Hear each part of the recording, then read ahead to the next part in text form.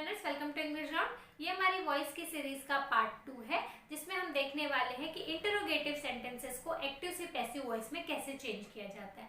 इसके पहले पार्ट में हमने डिक्लेरेटिव सेंटेंसेस को देखा था कि एक्टिव से पैसिव वॉइस में कैसे चेंज किया जाता है। तो अगर आपने अभी तक वो वीडियो नहीं देखा है तो उसका लिंक मैंने डिस्क्रिप्शन बॉक्स में दे दिया, वहां से आप देख सकते हैं। तो इसमें हम देखेंगे कि इंटरोगेटिव सेंटेंसेस को कैसे एक्टिव से पैसिव वॉइस में चेंज किया जाता है। तो सबसे पहले ये समझ लीजिए कि इंटरोगेटिव सेंटेंसेस दो प्रकार से बनाए जाते हैं। पहला तो हेल्पिंग वर्ब सामने करके, मतलब सब्जेक्ट के पहले हेल्पिंग वर्ब यूज करके बनाया जाता है। दूसरा WH वर्ड्स यूज करके। तो जब हम हेल्पिंग वर्ब सामने करके क्वेश्चन बनाते हैं तो उसका आंसर हमेशा यस और नो में होता है। ठीक है, जैसे ये देखिए, have you completed your task, क्या तुमने अपना टास्क कंप्लीट कर लिया। तो यहाँ पे हैव क्या है, हेल्पिंग वर्ब सामने करके बनाया गया ये सेंटेंस। तो इसका आंसर क्या होगा, हाँ कर लिया, या फिर नो नहीं किया। ठीक है, दूसरे टाइप का क्वेश्चन कैसा बनता है, WH वर्ड्स यूज करके।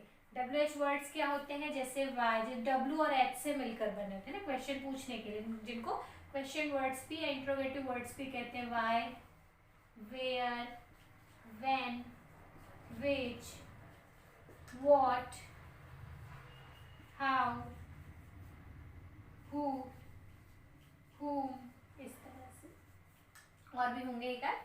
तो ये WH वर्ड्स यूज करके जब हम इंटरोगेटिव सेंटेंसेस बनाते हैं तो उसका आंसर यस और नो में नहीं होता है, उसका एक प्रॉपर आंसर होता है। जैसे Why are you inviting him for the party?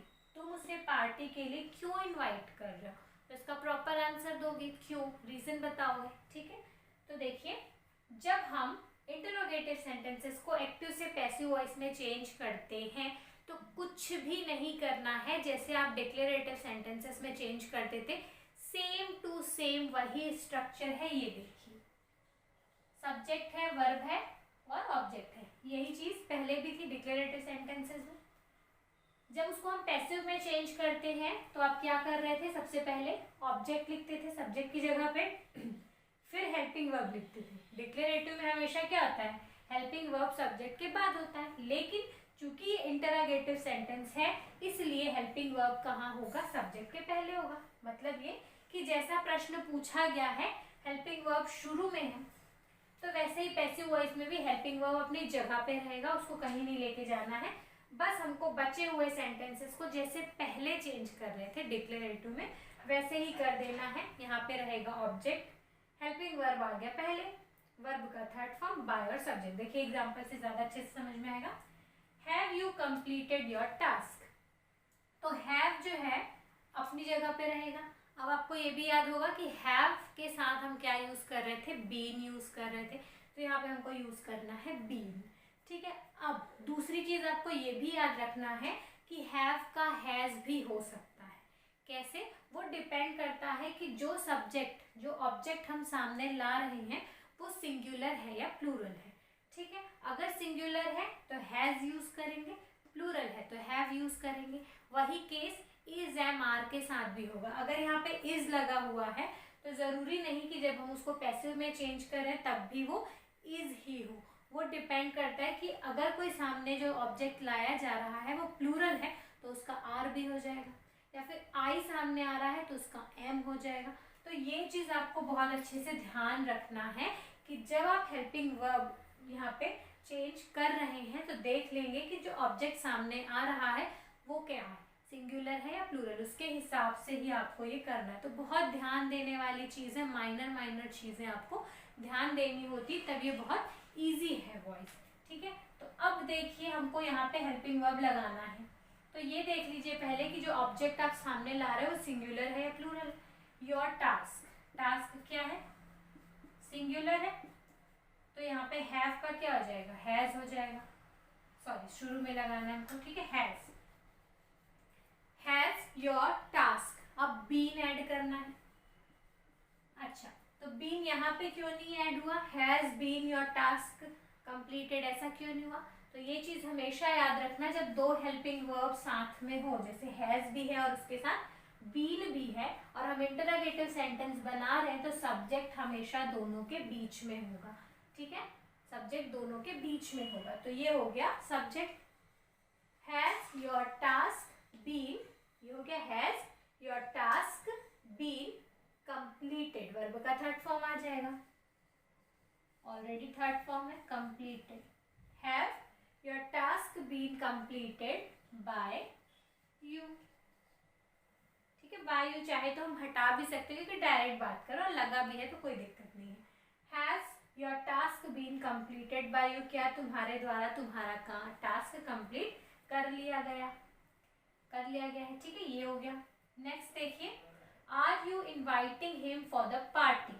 अब यहाँ पे आपको क्या देखिए, दो ऑब्जेक्ट है, for the party second object है, हिम फर्स्ट ऑब्जेक्ट है, ठीक है। ये हो गया फर्स्ट ऑब्जेक्ट, ये हो गया सेकेंड ऑब्जेक्ट। मतलब आपको सामने क्या लाना है, हिम का क्या हो जाएगा, ही। अब ये देखिए कि ही सामने आ रहा है, तो ही सिंगुलर है या प्लूरल है, सिंगुलर है, तब आर का क्या हो जाएगा, आर प्लूरल के लिए यूज होता है, इज यूज हो जाएगा, ठीक है। आर का क्या हो जाएगा, इज, क्योंकि सामने कौन आ रहा है, ही, ठीक है। आप समझ में आ रहा है कैसे चेंज करना है। अगर यहाँ पे ऑब्जेक्ट को हम सामने ला रहे हैं तो हेल्पिंग वर्ब उसके हिसाब से चेंज हो जाएगा। इज हो गया, ही हो जाएगा, is he being, sorry being ING है, तो आईएनजी के साथ हम क्या लगाते हैं, आईएनजी हटा के बीइंग लगाते हैं, याद है ना। इज ही बीइंग, और इनवाइटिंग का क्या हो जाएगा, थर्ड फॉर्म हो जाएगा invited, is he being invited bye you for the party,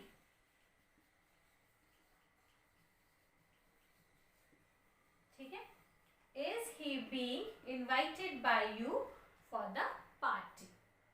next देखिए, WH वर्ड्स यूज करके जब हम सेंटेंस बनाते हैं तब भी कुछ नहीं करना है, WH वर्ड और हेल्पिंग वर्ब अपनी ही जगह पे रहेंगे, कुछ नहीं, सेम जैसा बना रहे वैसे ही बनाते चलना है। तो वाई अपनी जगह पे रहेगा, ये चेंज हो सकता है, इज एम आर है तो इज एम आर, तीनों में से कुछ भी हो सकता है। अगर हम यहाँ पे देख रहे हैं कि आर है, तो अब देखिए जो ऑब्जेक्ट है, फर्स्ट ऑब्जेक्ट है हिम, सेकेंड ऑब्जेक्ट है फॉर द पार्टी, तो हिम को सामने करना है, मतलब ही सामने आ रहा है, ही अगेन सिंगुलर है, तब आर का क्या हो जाएगा, इज हो जाएगा, why is he, why is he. अब देखिए पहले सेंटेंस में पूछ रहा था are you inviting him for the party, क्या तुम उसे पार्टी के लिए इनवाइट कर रहे हो, सेम वही क्वेश्चन, देखो are you inviting him for the party, same है ये पोर्शन, देखिए कोई चेंजेस नहीं, बस हमने यहाँ पे वाई लगा दिया सामने।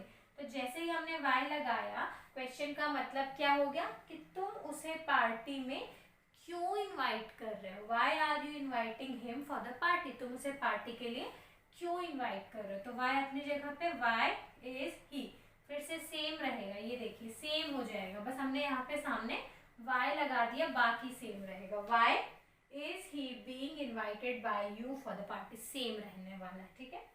नेक्स्ट देखिए, where have you put your bag, तुमने अपना बैग कहाँ रखा, तो वेयर अपनी जगह पे रहेगा, वेयर को कुछ नहीं करना है, वेयर।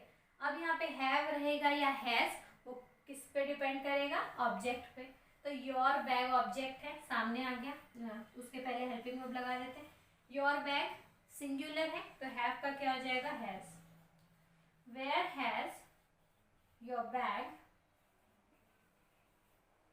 बीन लगेगा, पुट बाय यू,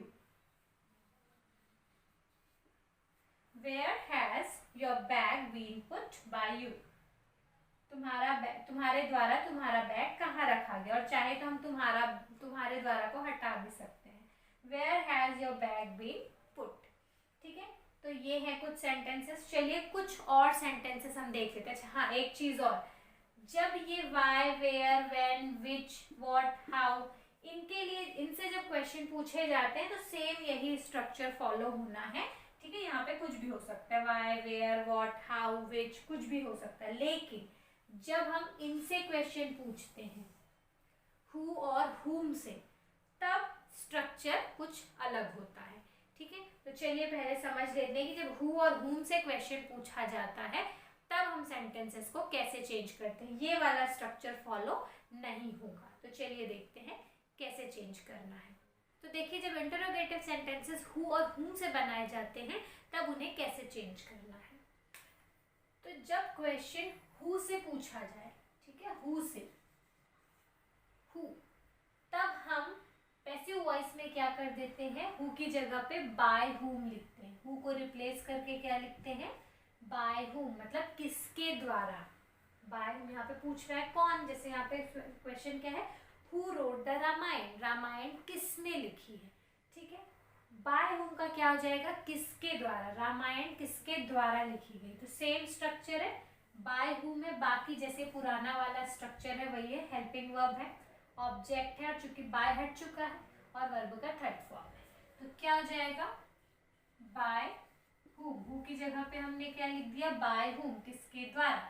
उसके बाद लगा देंगे हेल्पिंग वर्ब। तो यहाँ पे कोई हेल्पिंग वर्ब दिख रहा है क्या, नहीं दिख रहा है, तो क्या लगाएंगे, उसके लिए क्या देखना पड़ेगा, वर्ब का कौन सा फॉर्म है। तो रोट लिखा है, मतलब वर्ब का सेकंड फॉर्म है, तो सेकंड फॉर्म है, तो हेल्पिंग वर्ब हम क्या यूज करेंगे, वॉज या वर यूज करेंगे। तो क्या हो जाएगा, बाय हुम वॉज, क्योंकि रामायण की बात हो रही, रामायण सिंगुलर है। By whom was the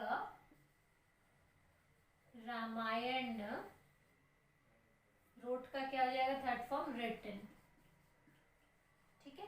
by whom was the Ramayana written. अब बाय वाला पोर्शन तो हट गया, सामने आ गया, ठीक है, और यहाँ पे कोई सब्जेक्ट नहीं क्योंकि प्रश्न ही पूछा जा रहा है, आंसर तो यहाँ पे है ही नहीं। By whom was the Ramayana written, Ramayana किसके द्वारा लिखी गई है। नेक्स्ट देखिए, who is bringing the gifts, gifts कौन ला रहा है, ठीक है, गिफ्ट्स कौन ला रहा है। तो हु, अपनी हु का क्या हो जाएगा, बाय हुम, गिफ्ट्स किसके द्वारा लाया जा रहा है ये पूछा जाएगा। प्रश्न में क्या है, who is bringing the gift, gifts कौन ला रहा है। तो पैसिव वॉइस में क्या हो जाएगा, गिफ्ट्स किसके द्वारा लाया जा रहा है, तो बाय हुम हो गया, किसके द्वारा, बाय हुम। अब देखिए यहाँ पे सामने क्या आने वाला है, द गिफ्ट्स, द गिफ्ट्स है, ये प्लूरल है, तो इस का क्या हो जाएगा, आर हो जाएगा, ठीक है, इस का क्या हो जाएगा, are. By whom are the gifts, bring का थर्ड फॉर्म क्या हो जाएगा, brought, sorry being brought, ING लगा हुआ है ना, तो बीइंग भी लगाना पड़ेगा। By whom are the gifts being brought,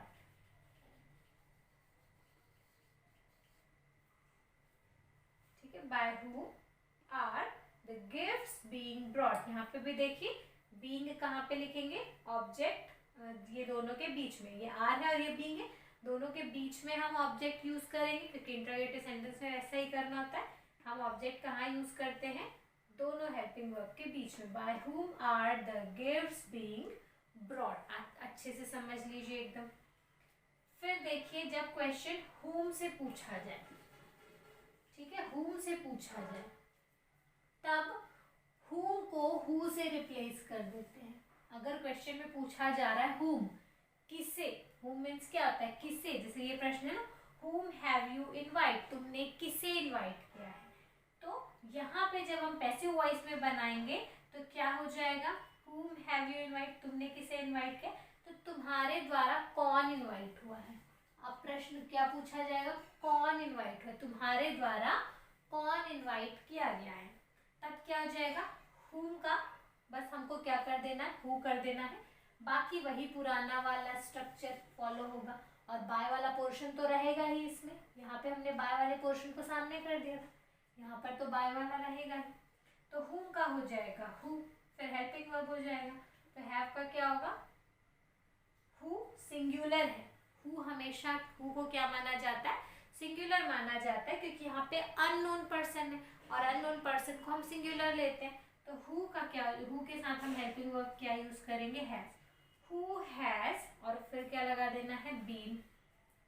who has been invited by you, who has been invited by you. तो यहाँ पे कोई, यहाँ पे डायरेक्ट एजेंट है, कोई ऑब्जेक्ट की तो बात हो नहीं रही, इसलिए यहाँ पे हैज बीन साथ में है, कोई ऑब्जेक्ट नहीं है, यहाँ पर सीधा एजेंट की बात हो रही है। नेक्स्ट देखिए, to whom have you given my pen, तुमने मेरी पेन किसे दी। तो सेम स्ट्रक्चर फॉलो करना है, टू whom का क्या हो जाएगा, who.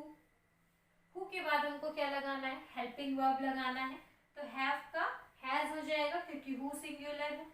who has been, has के साथ क्या लगा देते हैं, been लगा देते हैं. who has been given, verb का थर्ड फॉर्म given. फिर ऑब्जेक्ट, ऑब्जेक्ट क्या है यहाँ पे, माई पेन, क्योंकि ये वर्ब है, वर्ब के तुरंत बाद क्या होता है, ऑब्जेक्ट होता है. Who has been given my pen by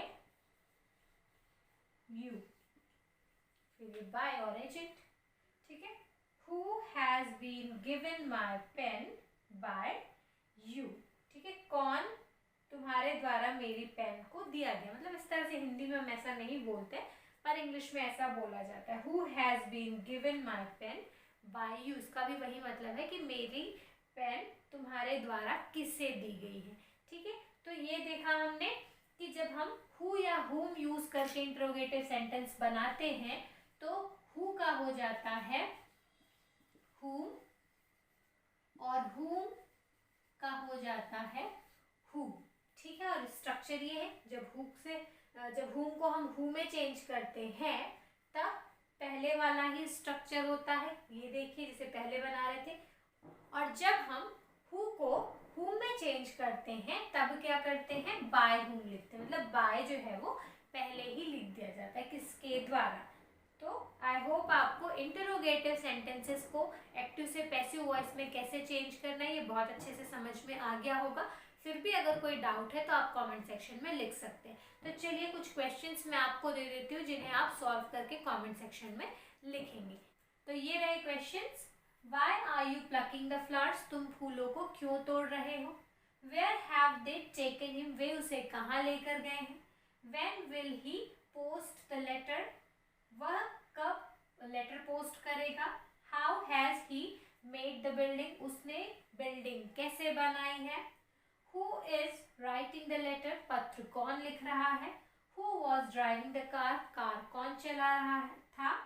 Whom do you like? तुम किसे पसंद करते हो. तो आप इनका स्क्रीनशॉट ले लीजिए और इन सारे क्वेश्चंस के आंसर लिखकर आप कमेंट सेक्शन में मुझे बताइए और ज़रूर आंसर कीजिएगा ताकि मुझे पता चले कि आपको कितना समझ में आया है और आपके भी डाउट्स क्लियर हों.